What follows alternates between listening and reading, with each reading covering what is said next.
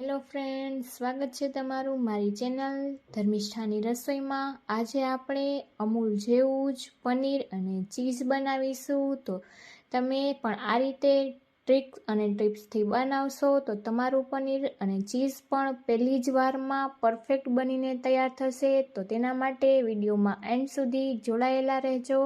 તો હવે આપણે પનીર બનાવવા માટે પહેલાં આપણે એક પેનમાં 4 થી 5 ચમચી જેટલું પાણી લઈ લેશું અને ત્યારબાદ આપણે તેમાં દૂધ ઉમેરીશું, જેથી કરીને દૂધ છે તે તળિયે ચીપકે નહીં। તો આપણે 1 લીટર ફૂલ ફેટ મિલ્ક લીધેલું છે।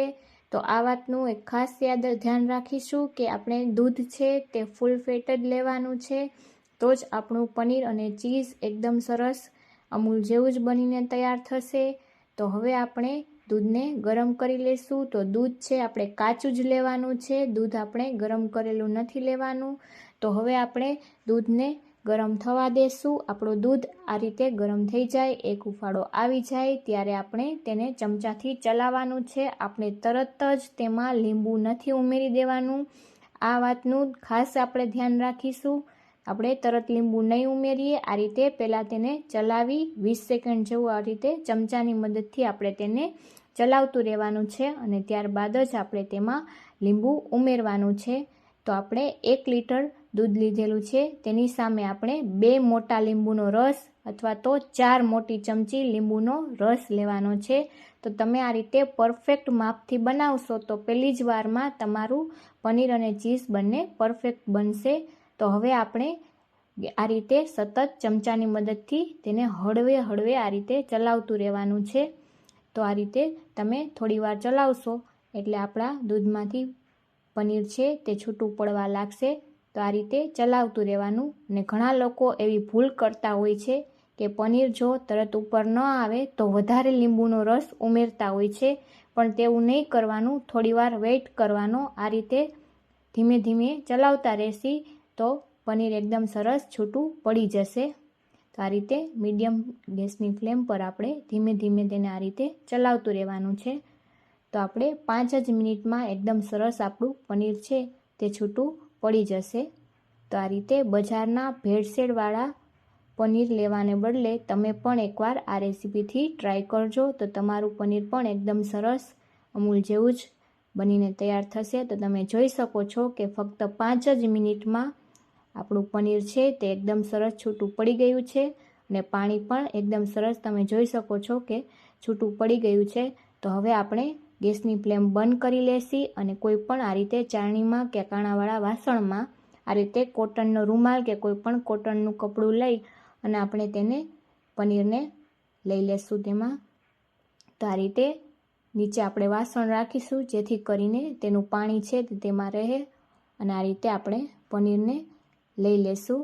તો તમે પણ એકવાર આ રીતે રેસીપીથી ટ્રાય કરજો। તો 1 લીટર આપણે દૂધ લીધેલું હતું, તો 1 લીટર દૂધમાં આપણું 200 ગ્રામ જેટલું પનીર બનીને તૈયાર થશે।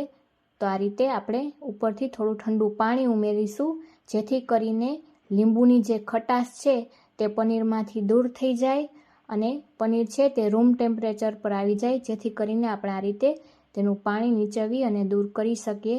તો આ રીતે એમાં હળવે હળવે આ રીતે પાણી દૂર કરી અને તેને એકદમ સરસ આપણે ટાઈટ આટી વાળી દેશી, જેથી કરીને એકદમ સરસ સેટ થઈ જાય આપણું પનીર। તો આ રીતે આપણે તેની આટી વાળી લેશું, જેથી પાણી પણ બધું નીકળી જાય અને એકદમ સરસ સેટ થઈ જાય। તો હવે આપણે એક વાટકામાં રાખી દેશું અને તેના ઉપર કોઈ પણ વજનવાળું વાસણ રાખી અને તેને 2 કલાક માટે આપણે રેસ્ટ થવા દેશી, જેથી કરીને આપણું પનીર સેટ થઈ જાય અને આપણે આ પાણી જે બચેલું છે તેને આપણે ફેંકીશું નહીં, તેમાં ન્યુટ્રિશન ખૂબ જ હોય છે। તો આ પાણીને આપણે લોટ બાંધવામાં કે કોઈ પણ શાકભાજી બનાવવામાં ઉપયોગ કરી લેશું।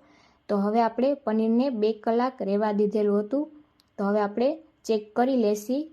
તો તમે જોઈ શકો છો કે એકદમ સરસ આપણું પનીર છે તે બજાર જેવું જ સરસ બનીને તૈયાર થઈ ગયેલું છે। હું તમને તેના ટુકડા કરીને પણ બતાવીશ। તો તમે જોઈ શકો છો કે આપણું 200 ગ્રામ જેટલું પનીર બનીને તૈયાર થઈ ગયું છે। તો આ રીતે ટુકડા કરીને તમે જોઈ શકો છો એકદમ સરસ ટુકડા થઈ જાય છે। તો આપણે તેને ફ્રીજમાં નથી રાખેલું, બહાર જ રાખેલું હતું। તો હવે આ રીતે આપણે ટુકડા કરીને ચેક પણ કરી લેશું તો એકદમ સરસ ટુકડા પણ થાય છે અને માર્કેટ જેવું જ આપણું પનીર બનીને તૈયાર થઈ ગયું છે. તો તમને આ રેસીપી કેવી લાગી તે કોમેન્ટમાં જણાવવાનું ભૂલતા નહીં. અને તમે પણ એકવાર આ રેસીપીથી ઘરે જ આ રીતે પનીર બનાવીને ટ્રાય કરજો. તો બહારનું ભેળસેળવાળું પનીર ખાવાને બદલે આ રીતે ઝડપથી બનીને તૈયાર પણ થઈ જશે. તો આપણે કોઈ પણ વિનેગાર વગર જ માત્ર 2 વસ્તુથી જ આપણે પનીર તૈયાર કરેલું છે. હવે આપણે ચીઝ બનાવીશું. તો ચીઝ બનાવવા માટે આપણે ટુકડા પનીરના મિક્સર જારમાં ઉમેરી દીધા છે અને ગાયનું ઘી આપણે 4 ચમચી ઉમેરી દઈશું. તો આ રીતે આપણે આટલા પનીરમાં આપણે તેમાં 4 ચમચી જેટલું ઘી ઉમેરવાનું છે 200 ગ્રામ પનીરમાં. ત્યારબાદ આપણે ચપટી જેટલું મીઠું ઉમેરી દઈશું અને તેની એકદમ સરસ પેસ્ટ તૈયાર કરી લેશું. તો આપણે ઝટપટથી ચીઝ પણ બની જશે. તો આપણે તેની પેસ્ટ તૈયાર કરી લીધેલી છે. હવે આપણે આ રીતે કોઈ પણ ચોરસ કે ગોળ કોઈ પણ તમારે આ રીતે ડબ્બીમાં આ રીતે ફોઇલ પેપર લગાવી દેવાનું. જો તમારી પાસે ફોઇલ પેપર ન હોય તો તમે પ્લાસ્ટિક બેગ પણ રાખી શકો. હવે આપણે તૈયાર કરેલી પેસ્ટ છે તે તેમાં ઉમેરી દઈશું. નીચે ફોઇલ પેપર લગાવવાથી સરળતાથી આપણે ડબ્બીમાંથી તેને બહાર કાઢી શકીશું. તો હવે આપણે બધી જ તૈયાર કરેલી પેસ્ટને ઉમેરી દઈશું. તો તમે કોઈપણ કેક ટીન કે કોઈપણ મોલ્ડમાં તમે તેને આ રીતે સેટ કરી શકો છો અને તેની સપાટીને આપણે આ રીતે એકદમ સરસ કરી લેશું. તો હવે ઉપરથી પણ આપણે ફોઇલ પેપર લગાવી દઈશું અને આપણે તેને ફ્રીઝરમાં રાખવાનું છે. તો બરફ ન થઈ જાય એ રીતે આપણે ફોઇલ પેપર લગાવી અને તેને ફ્રીઝરમાં 6 થી 7 કલાક માટે રાખી દઈશું. તો 6 થી 7 કલાક આપણે તેને રાખી અને લઈ લીધેલું છે. હવે આપણે તેને ખોલી અને તેના જે ફોઇલ પેપર છે તે દૂર કરી લેશું.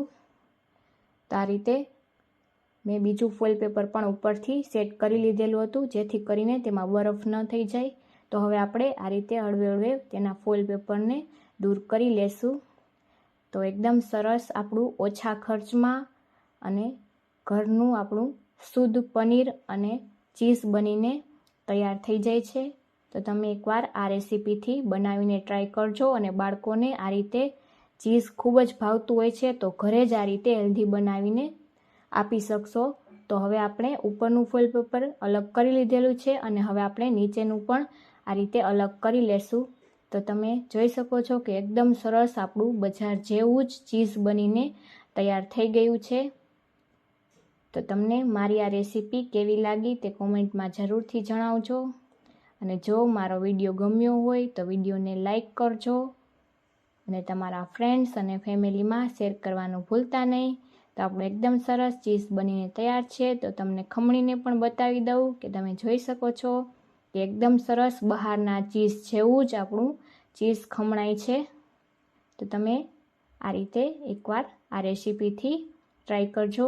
અને જો તમે ચેનલમાં નવા હોય અને હજુ સુધી મારી ચેનલને સબસ્ક્રાઈબ ન કરી હોય તો સબસ્ક્રાઈબ કરી લેજો જેથી કરી અવનવી રેસીપીઓના નોટિફિકેશન તમને મળતા રહે. તો મળીશું નવી રેસીપી સાથે. ત્યાં સુધી આવજો. Thank you for watching.